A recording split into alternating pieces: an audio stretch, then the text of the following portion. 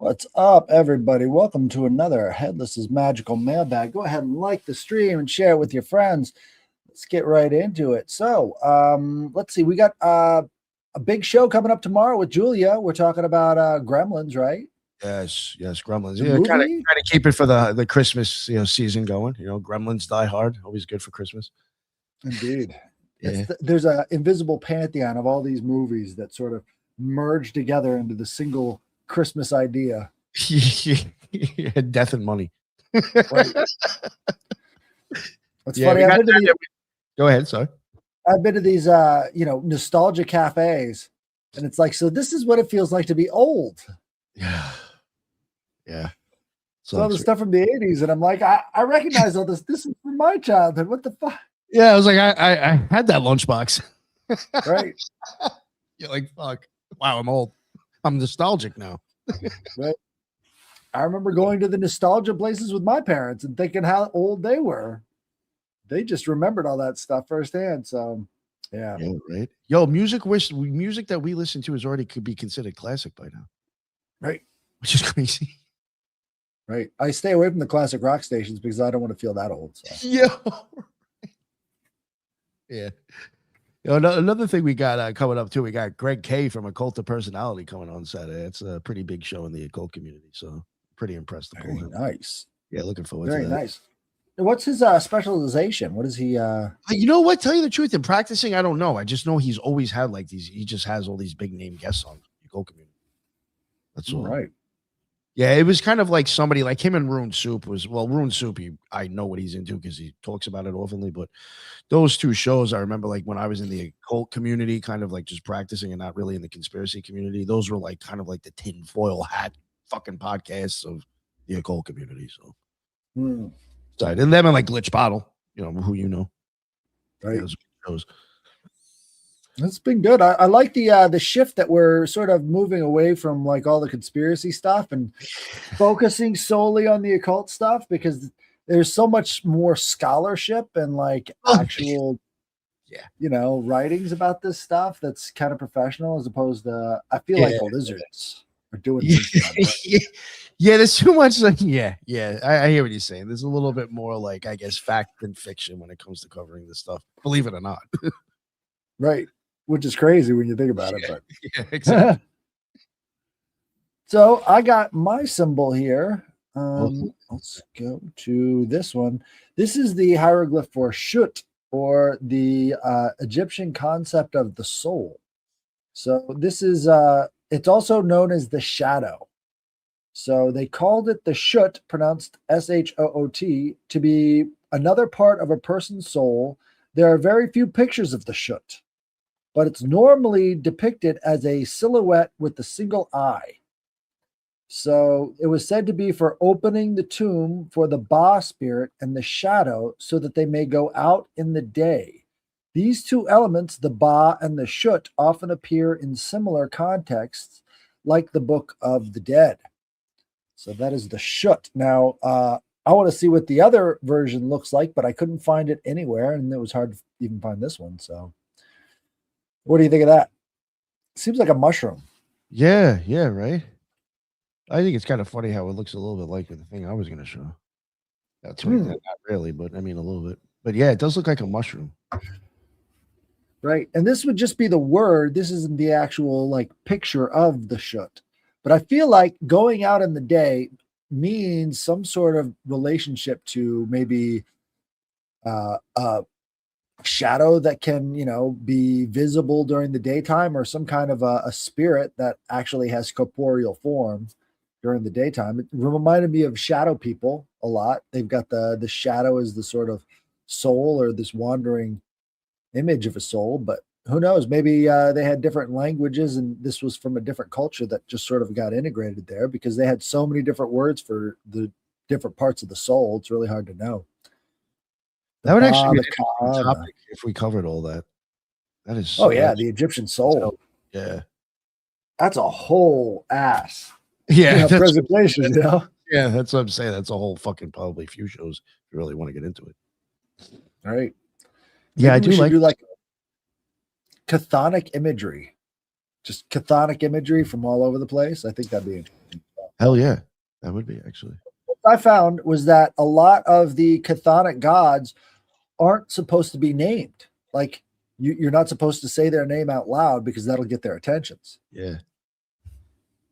But yeah, so interesting. I wonder if I'll have any shadow men because I said shut. Oh shit. Oh shit. All right, let's see what you got here. All right. Now I was trying to copy Headless a little bit, so mine's no. What is this? This is called the rod and ring, Mesopotamia's measure of kingship. The rod and ring is almost always shown together in a god's grasp, a straight measuring rod beside a loop that many scholars read as a coiled cord or line. On Hammurabi's Stele Samas offers them to the king. And other and Hammurabi's Stele Samaras offers them to the king. In other works, the deity simply holds them as emblems of divine prerogative, or kind of just a symbol. Modern synthesis describes the pair as surveying instruments. The rod and line used to lay out straight foundations and to ensure fair measure. Hence their tight connection to justice. Alternate readings kind of would consider it a scepter or a datum or a shepherd's crook or a rope. My opinion, I mean, I don't know. I think this is one of those things that when the scholars start telling you what this shit means, I think that gets lost, because I think it's a little bit more than just, or even they could be right, but it's probably more of me deeper of a mathematic understanding than what they're getting at, what they think it is. Right. So if I held this thing and they made a picture of me holding this thing and some king held the same thing, would that make me a king? And they don't really think like that. So they're like, oh, it's a symbol of royalty. Actually, it could be something completely different, but you're just associating it with royalty because that's who you see holding it. But it could have been doing something else entirely. It was like, you remember when we were kids, didn't they have like a stick and a hoop that people used to play with? Oh, that was even before us. Maybe that's what he was doing. That's a toy. Could be. When it first shows up and where it travels, you get it in Europe from around the 21st century BCE. Fragments of the Namu Stele already show a great god presenting the rod and ring to the Sumerian king, one of the earliest, clearest renderings of the cords as coiled line. In Old Babylonian, 18th century BCE, the Stele of Hammurabi fixes the image in a global imagination. Samas is enthroned, extending the pair. Below that, there'll be about 4,000 plus lines of supposed legal text. That's another thing, too. A lot of times I just wonder, like, this stuff that they're saying is like legal texts, or like, oh, it's just talking about, like, how many grains were sold today. Is that correct? I don't know. Maybe. Lavour's catalog explicitly describes the god tendant, circle et baton, offering a circle and staff. That's what that meant. On the Euphrates, around 18th century BCE, the palace fresco known as Investiture of Zimri Lim shows Istar conferring the rod and estate right. The painting was found in Court 106, Court of the Palms, and is now in Louvre, wherever Louvre is. There's another one that's from a Neo-Assyrian from 2nd century to the first of BCE, and on Kuduru, which is boundary stones, and cylinder seals, you'll see it. The emblems reoccur among divine symbols that guaranteed grants and oaths. Visual myco contracts any viewer could read. Museum notes explain how much stones combined images of the gods with legal text. What it means to them, some people are saying the text in Sumerian hymn Inanna's descent, the goddess outfits herself with lapis lazuli, measuring rod and measuring line, before entering the underworld. Proof that rod and line were named tools of measure in sacred context. Again, if they're understanding it correctly. I would even wonder if that has something to do with linear, or time in itself. Those shapes. It could be linear, circular. Iconography, scholarly treatments of Hammurabi and Marie's investiture argue the pair are surveying and measurement instruments, implying for laying out straight foundations and, by extension, for establishing order, equity, and just rule.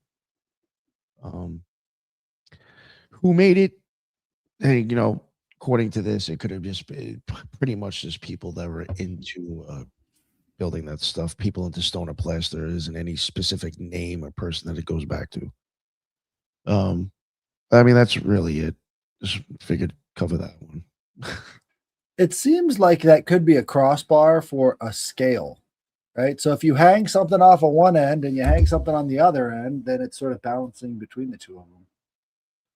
Yeah. See what I mean? So it's like it's a measuring device, certainly, but it's just not hooked up to the two baskets on either side. Yeah, I just feel like sometimes these the way that they look at this stuff, I question how close they are to it. Right. Yeah. It's just, what the thing is just like, I don't know, like all the other shit that's probably like, if I was to show this image, I mean, we all know what it is probably anyway. If we were to show that image, there'd be so much occult art on it already that it's just like that's really just that, and that's it. You know what I'm saying? Right. Like, it just doesn't seem to fit in with everything else that's trying to be told and said. I mean, they could be right, but I just feel like, I don't know, there's something else there besides what they're saying. Right. It just reminded me of the Libra glyph, because we just take that little part out, then, and Libra's the scale. So exactly. Oh yeah, and measuring again. Yep. I mean, that's what I'm getting at. I mean, it could be, but like, what are we measuring? For all we know, that could be like what you're going on with the two different types of time. Right. Yeah, the cultural context for this stuff is so, obscured by history, because this could be slang, nobody thinks of that. This could be a slang for something else. So, you think I never thought of that. You think they had slang back then? They had to have, right? Oh, of course, yeah. I wonder what they were shortening. What their shit was like, or what their shit talking was like back then. I'm sure they weren't going around saying 6, 7. Or they were. Yeah, and it actually meant something. Right. Well, think about the Seder Square, right? So all these people were using it. I very, very much doubt that any of them really understood it. It was like that S, they just sort of made it. Yes. Maybe thought it looked cool. Excuse me. We got right. So what? We do. Oh shit. This one is by J.A. Did you read any of it? Always makes me nervous how you don't check the smell before you start reading it. I don't want to poison myself with preperceptions. No, I get it. No, I do get it though. This one is from J.A. It says, all right, gents, here's one for you. Many years ago, I joined an occult organization. I won't say which one. Excuse me. I immediately began receiving phone calls from members asking me to hang out, which was fine by me, except for one thing. Within a few days of hanging out with them, I'd get a phone call from one of the leaders of the organization who would repeat back to me what I'd shared in private with my new friends. And even worse, admonish the things I'd discussed. Needless to say, I did not appreciate. Oh, he's got one too. It looks like those are separated. Yeah. Sorry. Well, I didn't know if they were separated or actually together. So that sort of clears it up for me. Maybe there was a sort of a game that they would play in the hand that would show mastery. And then maybe that's kingly or something. I don't know.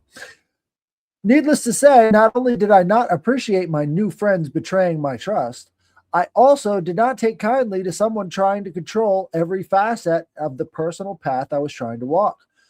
This all quickly culminated to a final phone call with the head guy who insulted me so deeply, I literally told him to go fuck himself and hung up the phone. He called back several times and I refused to answer. Now, the house I lived in at the time had a huge backyard, which I always kept 2 camping chairs in. On the night of the final argument, as I was getting back home and approaching the backyard, I saw what looked like someone sitting in one of those chairs. It was dark, so it was hard to be sure at first, but as I got closer, I became obvious. There was a pitch black figure sitting in one of my chairs.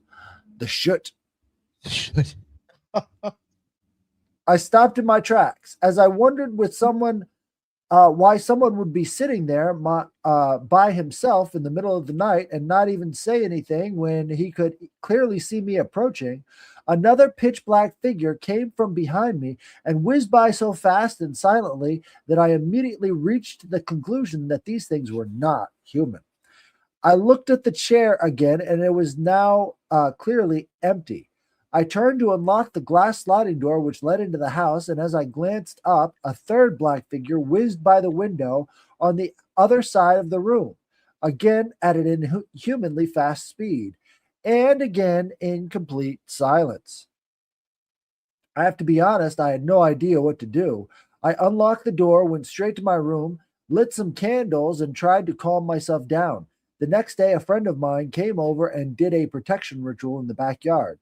And now, I'd like your honest opinions on something. Maybe I'm an idiot, but I'll keep holding on to this idea that the exploration of the secrets of the universe should involve integrity and perhaps even, crazy as it sounds, be used for the betterment of humanity. And yet, most of the people I meet in these groups I could not only describe as selfish and conniving, if not pure evil. Does empathy have no place in the esoteric world?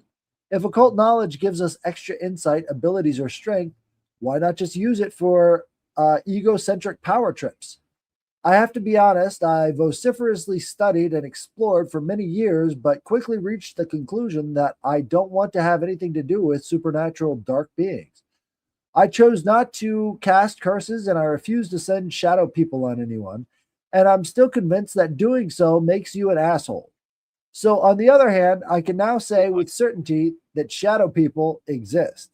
Thanks, guys. Earnestly looking forward to your responses, JA. So, as you've sort of encountered that world as well, what do you think? I mean, is it possible that they did that? I guess so, but like, all right, I would assume if this guy's talking to the head motherfucker right away, obviously it's probably not anything serious. Like, this isn't the OTO.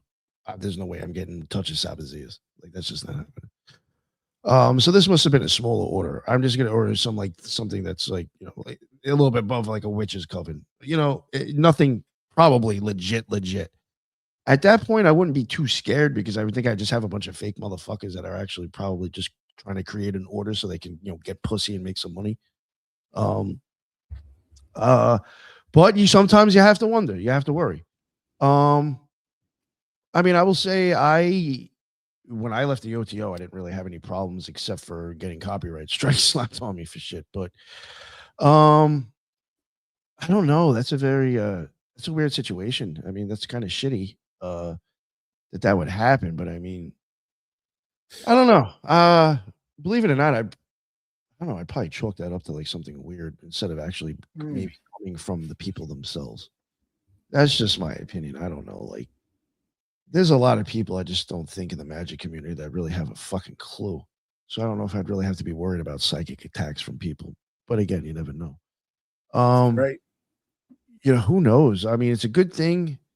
I will tell you one thing, and now I'll go on with kind of another question that he asked. You're probably better off that you left.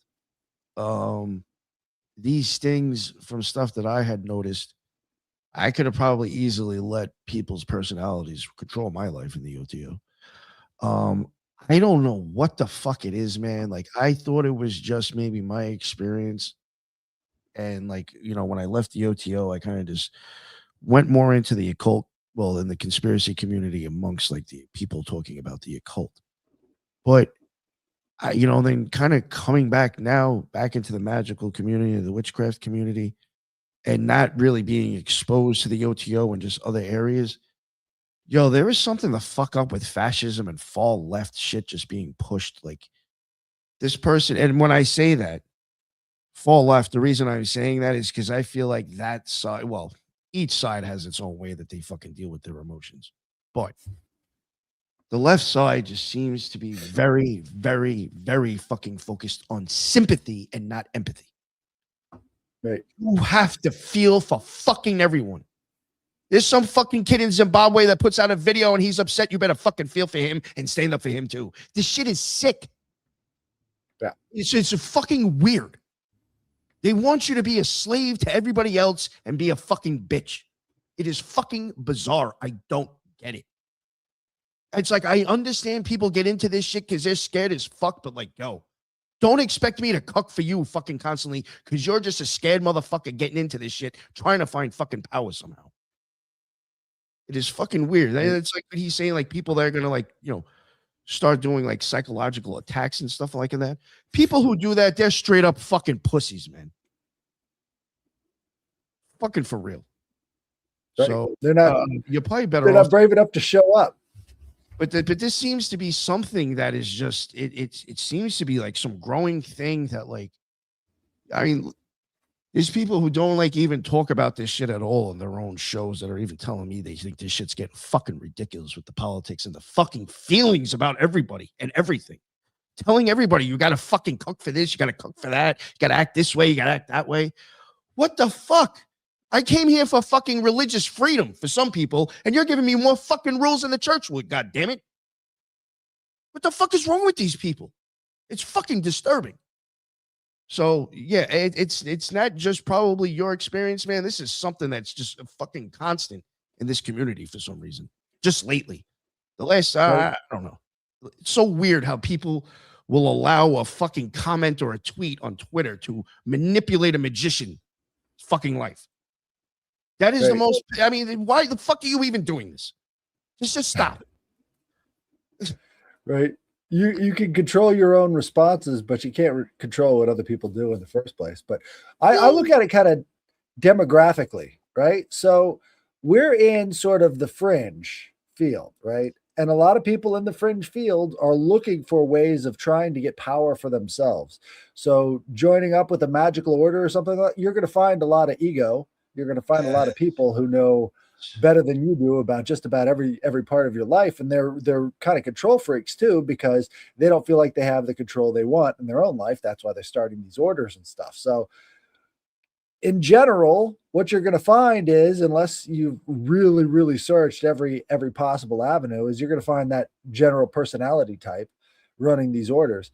I can tell you from one of my friends' experiences, he actually wrote this massive book about one of these, Canaanite sort of deities. I believe it was the one that you showed originally. I don't want to exactly say her name, but he wrote a whole book about it. And this other guy who took a look at that book, copied everything from it, and started his own magical cult based off of this book that he read from somebody else. And this guy's like, what the fuck? What are you doing with this? It's like, you just created a cult about the thing that I just showed you. And he's like, yeah, you want to join it? It's like, are you kidding me? Like, this is what we're doing. You're just going to steal everything from me and then say, hey, you want to join my cult that I started with all the stuff that you showed me? That's another thing. That's one thing I'll say, yo, if you're in the magic or the witchcraft community, and I'm not sticking up for like organized like fraternities, but if somebody is just like popping up with their own thing, fucking run. That is probably an ego beast looking to control people and to stick their dick in anything that will let them. Very true. I mean, there's shit blew my mind. It was somebody that, I'm going to straight up, somebody that was on this show. I'm not going to say their fucking name. Was involved in some witches coven. That's going to knock it down pretty, whatever. Won't be too hard to figure out who this is now. A couple of weeks after that, there's a fucking video about this psychotic motherfucker and what they were doing inside of this coven. I was like, I cannot believe this person was on my show. This person is sick in the fucking head. Disgusting.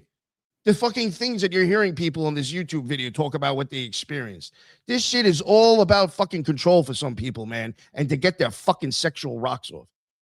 So Be leery. Right.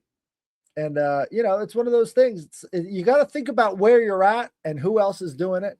You think everything is for the good of humanity, but this is one of those things that you find with the left wing. Again, what they've done is they've universalized everything to such an extent that now they don't really have any personality of their own other than this, sort of vague avenger of anyone who has bad feelings or anybody who's been screwed over in their lives. And they feel like they know who that is, even though they're only given certain inputs into how to feel about certain groups. You're only given a narrow sort of perception window, and everything has to stay within that narrow perception window so that you can have your universalist mentality. That ends up leading to stuff like left-wing insanity, but I think it's far more important to go into these situations clear-headed and know that a lot of the people there are control freaks and they're doing that for this purpose. But the one thing you can be sure of is the kookier sounding the cult, the kookier it actually is. There's never anything. I hate to say it. Right. So the way I put it is like this. So if there is something that amazing and fantastic and that you can actually see the aliens or the UFOs or whatever is coming back to save you, it just means that they're much better at creating illusions than other people. I would never buy into it just because of the fact that this other world is going to destroy your own life in reality here, because it has no choice. These are two different worlds coming into conflict, and whoever's stuck in between that stuff is generally going to get smashed. So if you're doing this for self-development, you got to stay away from the weird stuff. Yeah. Pretty much. Yeah, I'll put it that way. If you're looking for self-development, be very leery. If you're looking to have a good time and freak off and meet some weirdos, go for it. Right. Right.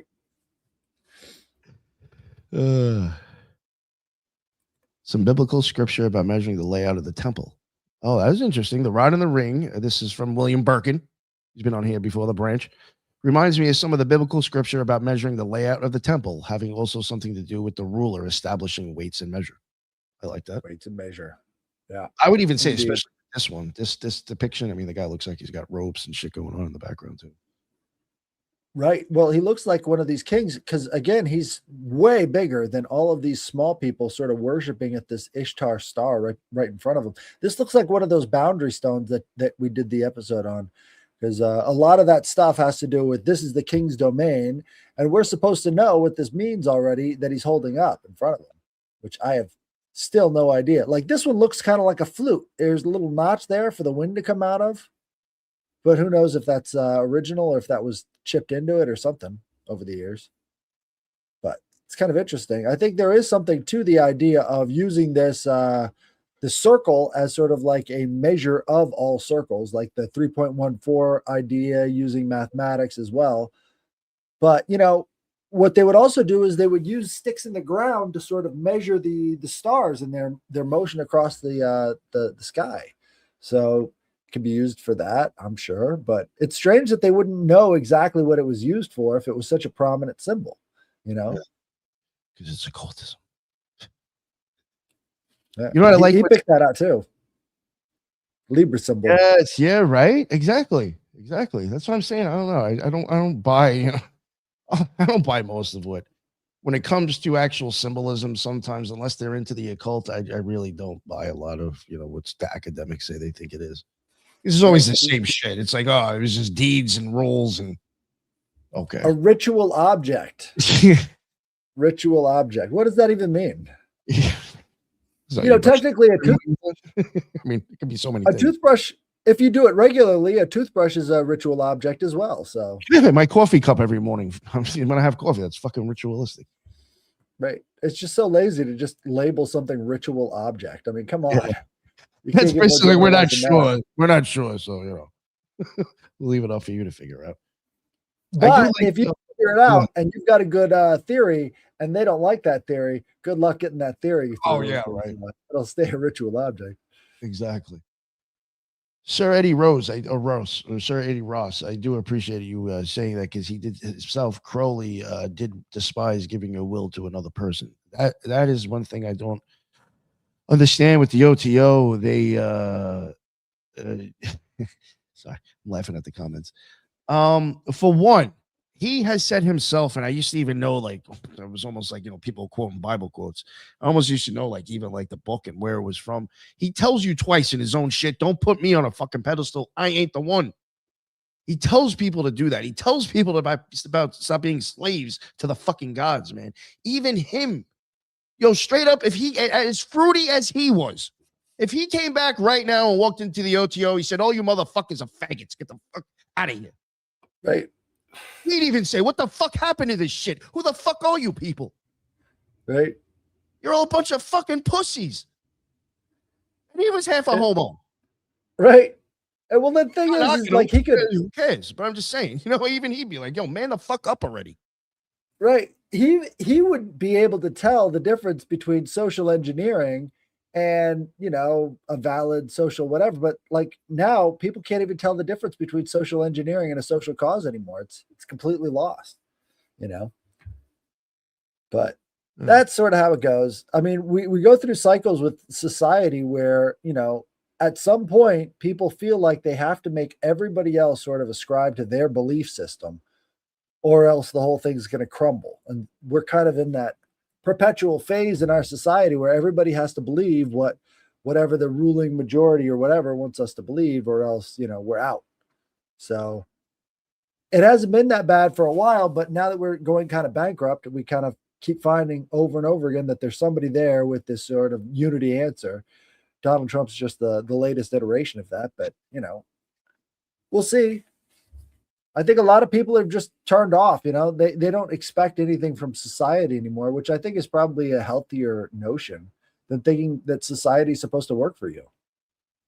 No, I mean, I honestly think even when it comes to the occult, like Ike was even saying, he says, even for Freemasonry, he says those people aren't getting anything out of that order, and they're starting to look into their own shit, starting their own things, and starting to investigate because they ain't learning anymore.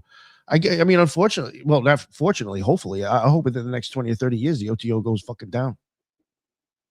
There's no fucking point of it being here anymore. It's nothing. You're not going to fucking learn anything in that place with the way they're deciding to run. People I don't even think are going to those places as much anymore. And they're listening to shows like this instead. And they're studying and reading. Because one, you don't have to get fucking charged. And we're not fucking making you do any creepy shit. You know what I'm saying? It's just